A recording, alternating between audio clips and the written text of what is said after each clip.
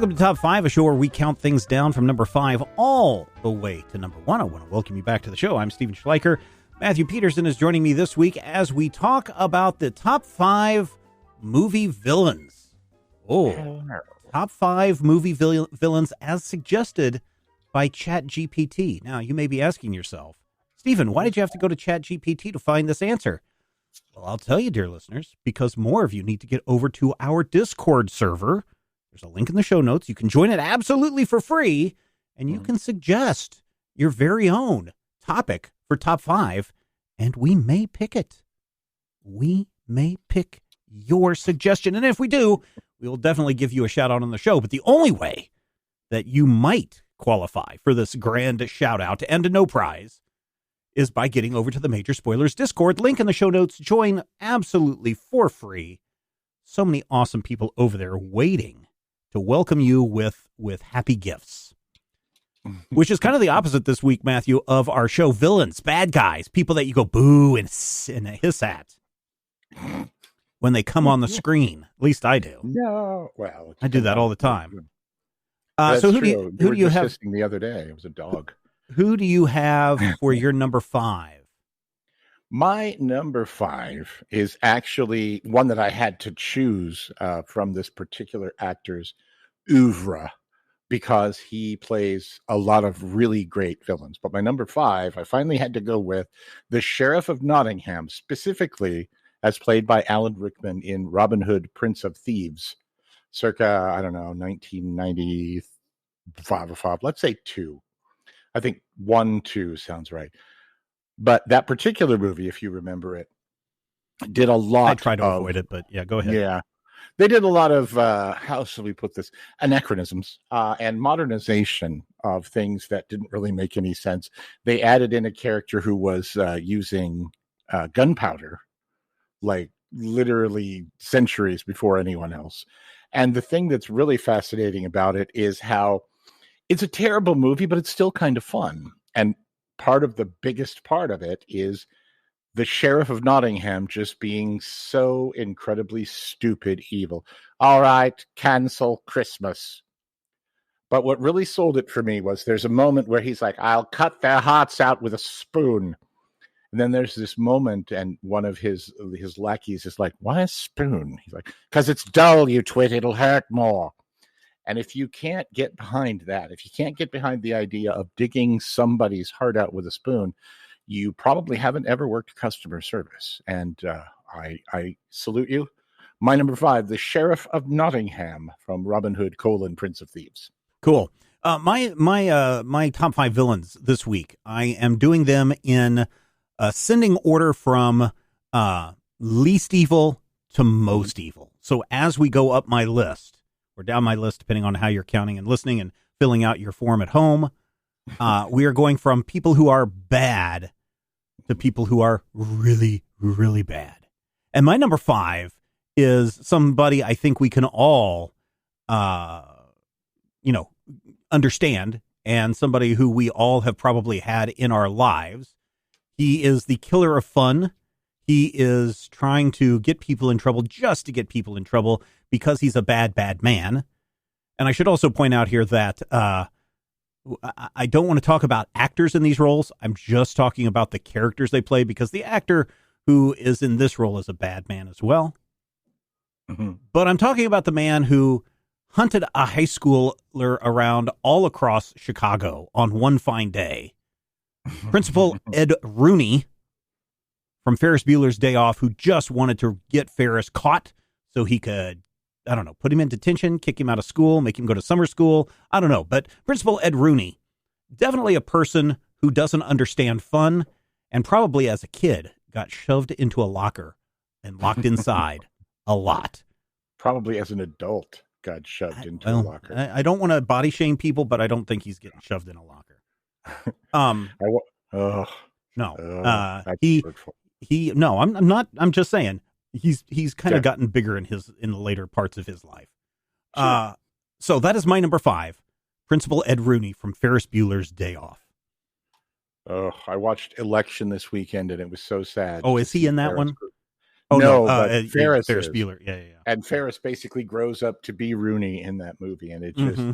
it just tears the heart out of me every time. Yep. Yep. But that movie doesn't actually have a villain. Everybody in that movie is terrible, which is why my number 4 villain is indisputably, undeniably, 100% bad, antagonist, but not necessarily evil, but a really, really great villain. Because, as my wife likes to point out, a lot of times the villains of certain stories aren't evil, they're just hungry. And that's true of a shark, as seen in Jaws, Jaws 2, Jaws 3, and Jaws 4. Primarily Jaws, because if you take it in the strictest sense, really the villain of Jaws is actually the idea of a shark, because you almost never is it the shark, or is it the mayor of the town who insists on keeping the beaches open during the holiday, because that's how the town is going to get all of its money, and if they force to close the beaches, the town's going to go under. See, and it's really tough to say, because from the point of view of the sheriff, or Roy Scheider's character, is he the sheriff or is he like a marshal? I don't remember. From the point of view of the sheriff, definitely that guy's a villain. But if you kind of look at the point of view of, say, Captain Quint, that shark with his evil black eyes, we were floating in the ocean, freezing waters for 3 days. They look you right in his eyes. He's got those lifeless eyes, like a doll, Stephen, like a doll, and he'll pick you off. Who are you trying to be? Shut up. Shut up. I'm being Robert Shaw, but the problem is everything I see Robert Shaw in, he has an Irish accent. And that's by means of saying I only really ever watch, The Sting. But here's the thing. The shark in that movie was a mechanical shark that didn't work. You know this. Most people know that the movie is partially, in my mind, so successful because they had to work around that shark not working. And so you get just glimpses of it, and you get a fin here, and you get a little bit of teeth, or you get a moment where, Close Encounters of the First Kind is underwater in a cage, and he's about to be eaten, and all you just see is the face and the teeth coming at it. The fact that they had to work around that actually made that shark more frightening. And to me, again, an antagonist. I can't necessarily say flat out evil, but definitely one of the greatest villains of all time, especially, given how little screen time it actually ends up having. Yeah. Yeah. Don't go in the water. Don't go in the water. Not at night, not in the daytime, not during a holiday season. No times. There's creepy, scary things in the water. Like a Midwesterner, sir. I lived on both coasts, so I've been to the beach many a time. But don't go in the water. From the Midwest. All right. My number 4 is a bad guy who pretends to be an even worse bad guy to cover up just a crime that is maybe not that big of a deal, but he has to pretend to be somebody worse in order to make his little petty crime seem bigger. The only problem is there's a cop from New York who's trying to make up with his estranged wife, and he gets involved in the banknote heist at Nakatomi Tower on a Christmas party. I'm, of course, talking about Hans Gruber, who, he's just there to do a bank heist, but the only way to do a bank heist is to pretend that he's a terrorist taking over the building and holding everyone hostage. And he would have gotten away with it, too, had it not been for John McClane. That rotten Bruce Willis kid. That rotten Bruce Willis. But yeah, Hans Gruber is really kind of a sociopath, one step up from Ed Rooney, where he doesn't care who dies as long as he gets his in the end. And here's a spoiler alert, he does get his in the end. My number 4, one Hans Gruber. Oh boy, I sure hope that isn't one of the hostages. Okay. Who do you have for your number 3, Matthew? My number 3 was almost Hans Gruber, but I felt that you should have just done Alan Rickman for your entire cast of movie villains. 5 Alan Rickman. Does he ever do? I'm trying to think. Has beyond the Star Trek parody movie? Does he ever play a good guy? Most Or of is the he always roles that cast as I know the him from bad guy, are, anti-hero guy? yeah, I think he tends to have that sort of, he feels Dour look. very, yeah, he's got that dour face, and he has that tone that makes you think he's mocking you, even when he's not, Mr. Potter. Oh, no, he's And mocking so, you. oh, he probably is, but everybody mocks me. It's fine. I've worked with you for 37 years, so. I know. But my number three is actually a character embodied by a similar actor in a lot of ways. He's known mostly for his villain roles. This role would not be the same without his specific delivery and the joie de vivre, the life that he brings to the character. And most importantly, and I want to warn you right now, this is a spoiler for a movie that came out in 1985. So if you haven't seen the movie Clue, switch off for 30 seconds and then come back. I'm talking about Tim Curry's Mr. Body, who spends literally almost the entire movie pretending to be his own butler. But there are points where this entire film, and it is just a complete farce. It is a silly, silly mystery, but it still manages to have some menace to it. It still manages to have real creepy moments, but it's also hysterical. There's a moment where he's trying to explain to everyone what happened, and he's like, I was in the hall. I know because I was there. And there's just something about that little pause, that little Tim Curry moment that makes the character of Wadsworth, who is just so much fun to watch throughout the whole film. Everybody in this movie is great. Everybody in the entire film is a freaking genius. Martin Mull is in there. Christopher Lloyd, Doc Brown. Michael McKean, probably best known as Lenny from Laverne and the Shirley. But all of these characters are just kind of rotating around this nexus of Tim Curry. And it's so, so wonderful. And when it ends, his last word, and I don't want to spoiler this part, but, it's a 50-year-old movie. His last words in the film are possibly the funniest thing in the entire movie. And that's saying something, because the man makes me laugh out loud with a single word, and that word is now. No, now. So if you've never seen Clue, first of all, forget everything I just said. Just go la la la la la la la la. Then go watch it. It's probably streaming somewhere. It's a cult classic, big time. Tim Curry as asterisk spoiler character, one of my best. The number 3 best villain in the movies.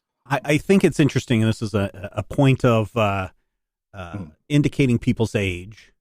Yes. That you're like, hey, most of you will probably know Michael McKean from his role as Lenny on Laverne and Shirley.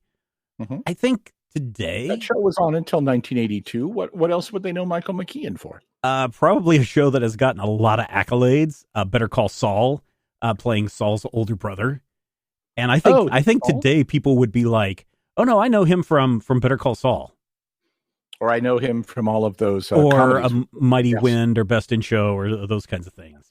It's so I'm just saying he is almost certainly best known for Spinal Tap now. Probably, but I'm just saying that it's an interesting thing where I'm probably most of our listeners a chameleon that I completely forgot about Spinal Tap. I completely forgot about the Better Call Saul connection. Just like no, I think it's interesting because I think if you were to say Laverne and Shirley, there are a lot of people out there who listen to the show would be like, I have no idea what you're talking about. What the heck? Well, yeah, but if people aren't used to listening to this show and having no idea what I'm talking about at this point, welcome to the show. We love you. My number 3. Now listen, if one guy wants to do a bank robbery, my number 3 villain needs to step it up a little bit more. My number 3 villain is all about stopping the U.S. space program. Not just any U.S. space program, specifically stopping Project Mercury's launch from Cape Canaveral so that, I don't know, the Russians can get the lead or whatever. I'm not really sure what it is, but it makes for an interesting notion that here's this guy out in the middle of the Bahamas somewhere who has his own island, a radioactive island, by the way.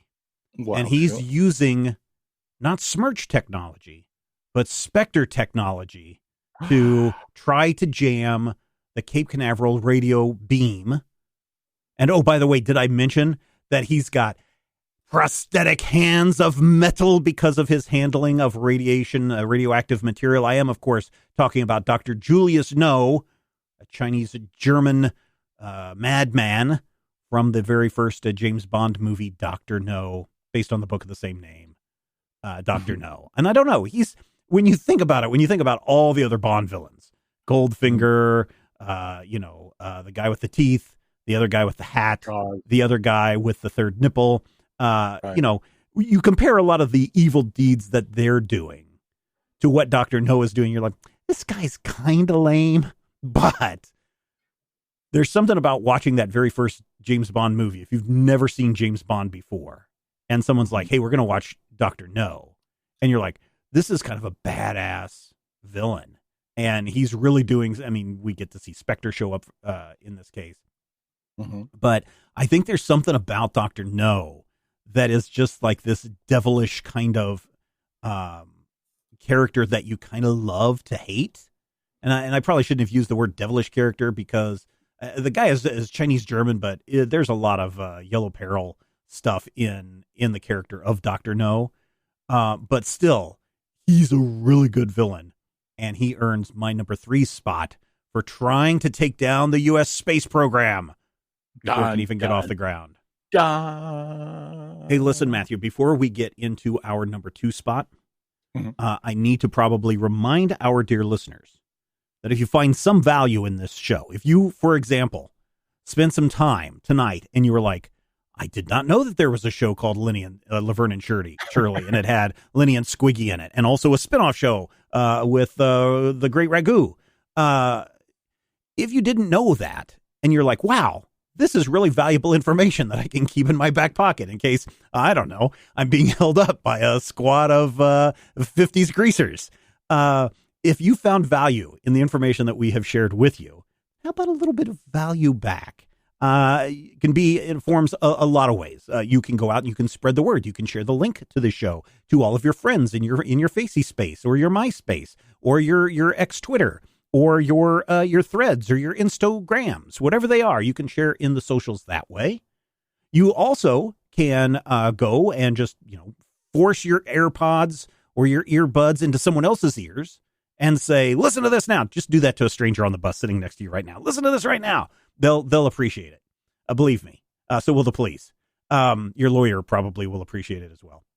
The other thing, if you found value in this show, is maybe if you don't want to do those other things or can't do those other things, you've decided to shy off social media for Lent. Hello, future people.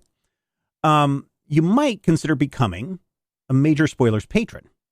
In the grand tradition, Matthew, of the Renaissance, where you had these artists who were creating fantastic pieces of sculpture and painting and architecture and music, or in this case, podcasts and humorous websites and knowledgeable websites that bring value to your life, then you could walk around with your nose in the air and act like a Medici.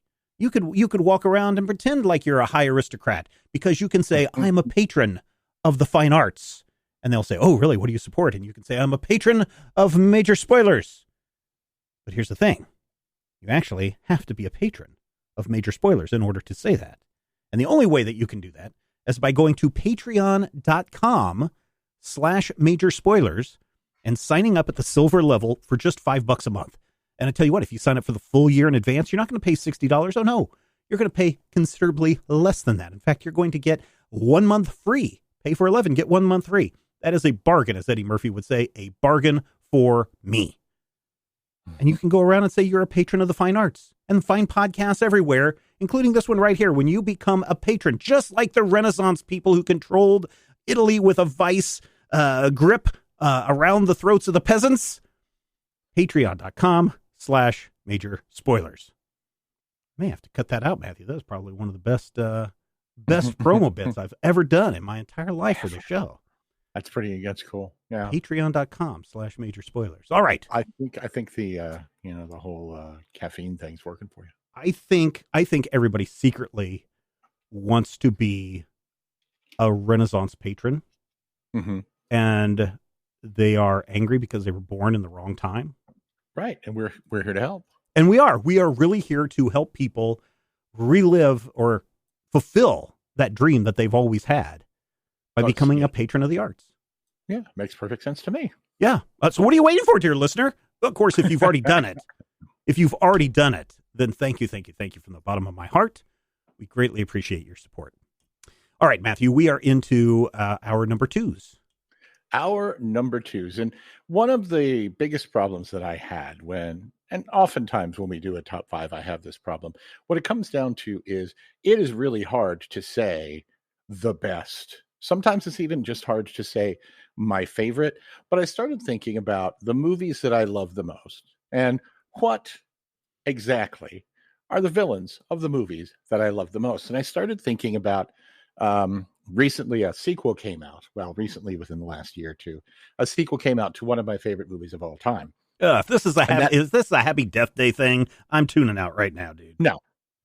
Okay, I'm going to listen for just a little bit longer. Go ahead. There's no villain in that. You don't even listen, man. You don't even listen. Yeah, there's a villain. It's the girl who gave her the poison cupcake. Spoiler alert. So you have seen the movie. I did. That's why I complained. That's why I complained when you said it's a time travel movie. It's not a time travel movie. Go ahead, please. I didn't. Please expound. Please expound upon your. My movie has one of the, in my experience, most personal, most horrifying villains, and of course, I'm referring to Kevin Smith's first film, Clerks, and of course, the top five movie villain. My number two is the creeping ennui of your 20s, because that whole movie is nothing more than two guys realizing that they work in a grocery store and that they probably need to get out of there or else they're going to end up being 50 and still working in a grocery store. Spoilers for Clerks 3. Yes, but they do. The thing about it, though, is it feels very real. Throughout the entire film. And this came out in 1994 when we were 23, 24 years old. And it is a very authentic sort of thing, especially if you've ever worked retail. I've never worked in a convenience store or a fast food restaurant, but I've been behind the desk of a comic shop. And are some of those stories absolutely true. But as you get into your 20s, you start feeling that restlessness, that am I an adult? Am I a child? What do I do? Who am I? What am I? Why am I here? And you really do just get a big double-barreled dose of that throughout Clerks as you watch Dante make stupid decisions, as you watch Randall make no decisions, but make fun of Dante's stupid decisions. He's just like, yeah, I work in a convenience store and I'm really sort of fine with that. But you do have that problem where now that I'm 50, I watch that film and I'm just like, why don't you idiots just, talk to the woman? Why don't you do the adult thing? But that's not the point. The creeping ennui of your 20s had captured them. It had grabbed them by the neck and it had forced them to be schmucks. And that is why, with the exception of my number one, it is one of the most terrifying villains that I have ever encountered in film, because it is real. And I felt it, and I faced it, nose to nose. All right. I think people are sitting there on the edge of their seats in anticipation, wondering when this villain was going to make an appearance. We've got a villain who is wanting to just ruin a kid's day. Mm-hmm. We got another villain who wants to ruin a Christmas party. We've got another villain who wants to ruin the space program. So that only means that to go bigger, you have to have a villain that wants to destroy any resistance against him or his Lord Emperor. I am, of course, talking about Darth Vader from the Star Wars. The Star Wars. Yeah, this guy's a bad dude. I don't know if you've ever seen the Star Wars, Matthew. But Darth Vader, I haven't. I've heard a lot about it. But bad. Here's the thing. Imagine you grew up as a young child and somebody came up to you and said, hey, you've got a lot the only way to grow up as far as but wait, hold on. There's more.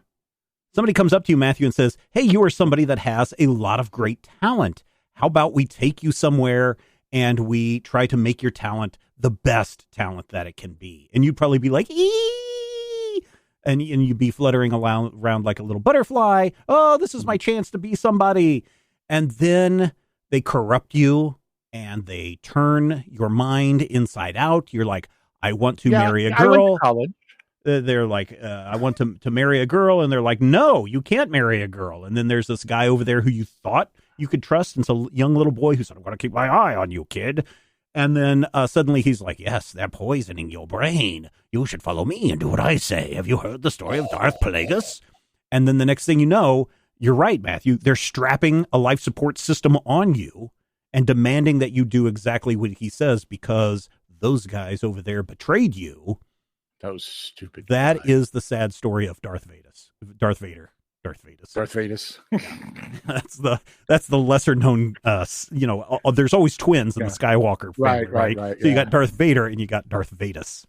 That does bring up a good question. Mm-hmm. What if there was a twin with Anakin?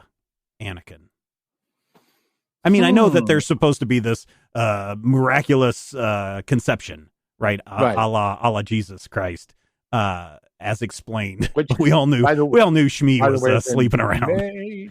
That's just like a major misstep in the Star Wars. Oh yeah. The Immaculate Conception there is a little far stretched, but so it makes you wonder: was there a twin? Did Shmi have to give away one of her kids? Did she sell him to? Did she sell him to the junk dealer guy? Yes, that's exactly what it is. And then he turned him into Greedo. One of those that's why. That's why it's so terrible and sad that Greedo and Luke don't get along. Yeah. That's why Han had to shoot him first. So my number 2, Darth Vader. You know, all right, Matthew, let's see. Go ahead. They don't necessarily have to reproduce the way we do. No. But traditionally, I mean, look, you've got twins around in the families. That's been proven on such shows as Gravity Falls, and those other shows that feature twins. Right. WandaVision. Yeah. And the Bobbsey twins and Dick and Jane. They're twins, right? Sort of. Yeah, see, there we go. All right, so Ennui. I don't know if you can top Ennui, Matthew, in your ranking of movie villains, but please share us your number 1 movie villain. I did not use Darth Vader because I knew he would show up on your list, but since Rodrigo is out this week, I have to bring in my number 1 as a dark horse, but also one of the greatest villains of all time, and one that Rodrigo actually used as one of the big villains of our critical hit series. This is actually a villain that you see in multiple movies. Ossie Davis? It's amazing. You see this in more than one place. And I'm not talking like sequels where it's like Superman and Superman 2. I'm talking about movies as different as Aliens and Blade Runner, different as Office Space and Fritz Lang's Metropolis, movies like Parasite and Sorry to Bother You. The worst villain of them all, my friends, capitalism. If you watch the movie They Live, the movie They Live is ostensibly about aliens coming to Earth and taking over, but it's really about how they took over so easily because we are greedy scum, and all we want is money. If you ever watch the movie Wall Street, which I do not recommend, by the way, please don't. And if somebody says to you, Matthew said, watch Wall Street, don't. Just walk away. If you want a movie about that, you can watch either The Big Short here's or the problem. The other thing. Here's the problem with that statement. Actually, Wall Street is a very good movie, and it's a very good look at a time period in the 80s when that was how corporations worked, even more so now. But back then, that was kind of the start off of it. So if you're looking for a kind of a nexus point, now, granted, greed has been around forever. Sort of people wanting to make money. Backstory of modern capitalism. Yeah. But I mean, we can look at that, and you can say, "Oh, this is a very good movie." Gordon Gekko is a bad guy. Unfortunately, if you've been on Twitter discourse in the last week or in the last year, hello, future people again, you know that people just misunderstand the bad guy. Like Darth Vader. You should not be looking up to Darth Vader. You should not be looking up to Gordon Gekko. You should not think that Rorschach is the hero of Watchmen. You will have to look up to Darth Vader because he's like 7 foot 4, but you don't need to idolize him. Yeah, no, you don't idolize them. You don't want to mimic them. And so, unfortunately, with a movie like Wall Street, too many people look at Gordon Gekko and go, I want to be that guy, without really realizing Yeah, without really realizing that, no, Gordon Gekko is the villain. Right. If you, I don't know if you've seen Bong Joon-ho's Parasite. Yes. Uh-huh. Oh my God, that movie is just incredible. And throughout that whole movie, there are just these terrible, awful moments that keep happening where you're like, this could all be fixed if somebody just went, hey, why do these people have to, why do we have to have this whole situation? Why is there a structure where somebody has to be on the top and all of the money has to funnel this direction? And then these oligarchs go doodly doodly do. And then poor Mr. Park is living in a basement. Listen. And I'll tell you why. Capitalism. Listen, ladies and gentlemen, if you want to stick it in the eye of capitalism, if you want to look at these big wigs and you want to say, no, we deny your greed. We deny you corrupting our society. We're going to put our money somewhere else. Patreon.com/major spoilers. Yeah. Wait. Yeah. It's the most anti-capitalist scheme that we got going.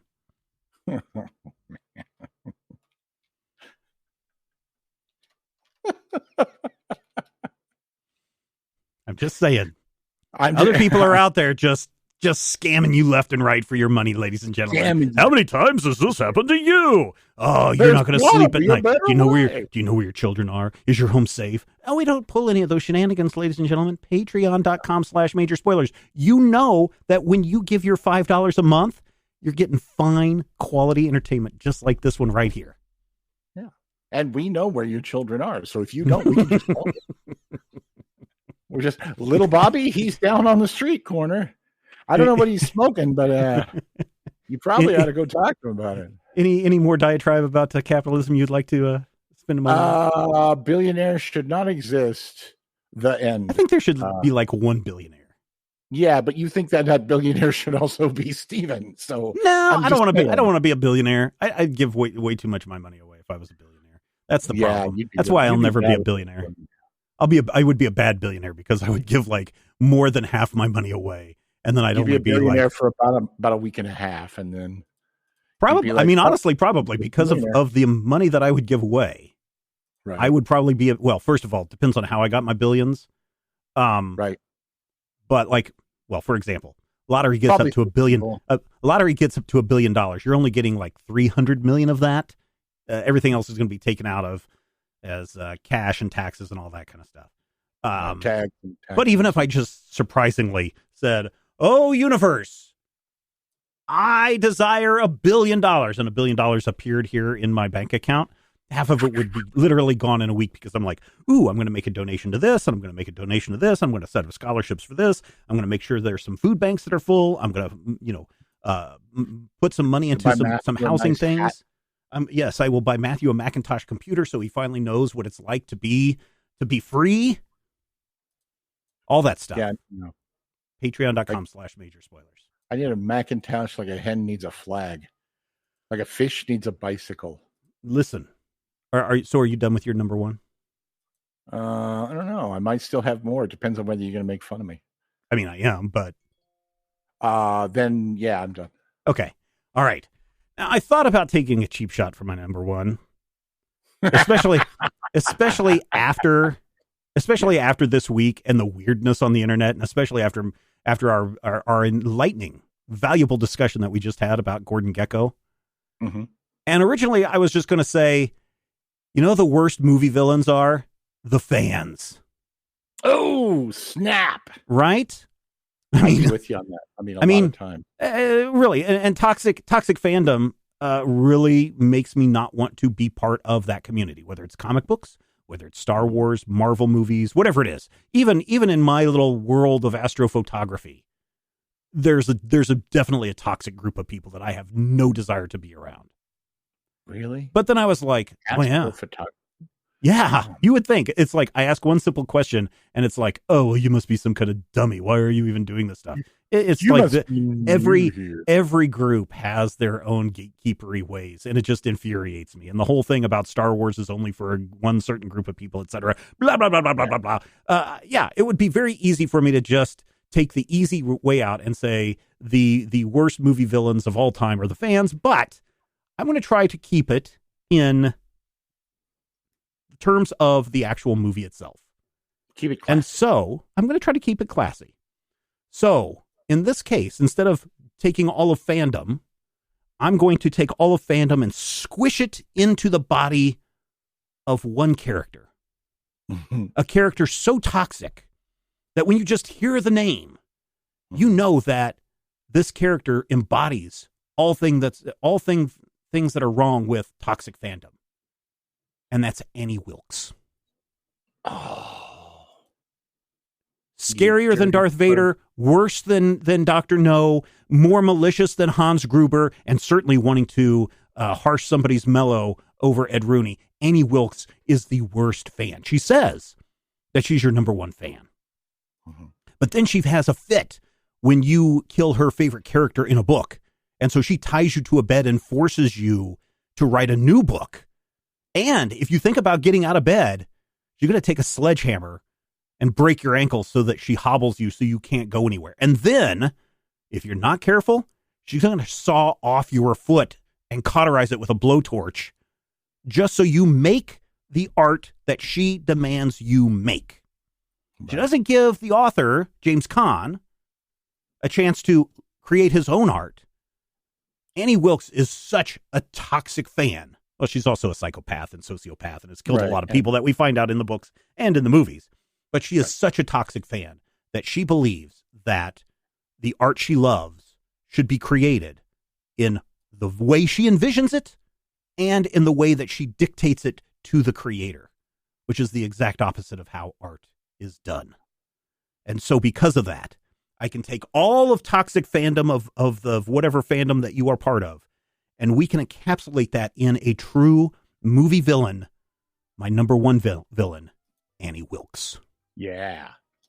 So there you go. I was like, oh, let me not just take the cheap shot. Talk about ennui. Right. Let's embody that. Let's embody that into Annie Wilkes. Wait, did you just say ennui is a cheap shot? Because I mean, it could be. I mean, Ripple is only $5 a bottle, so ennui might only be like $2.50. So there you go, ladies and gentlemen. Like, ennui Duchamp. Yes. There you go, ladies and gentlemen. Our top 5 movie villains. That topic generated to us by ChatGPT this week, but you could have your voice heard. Get over to our Discord server. There's a link in the show notes. Join for free. Jump into that top 5 channel. Share not only your suggestion for an upcoming top 5 episode that we'll do this year, but also share your top 5 movie villains. Because other people are going to share their top 5 movie villains, and some people are going to criticize who we have on our list, and other people are going to say, oh, your list was perfect. Why are they going to do that? Because everybody loves a list.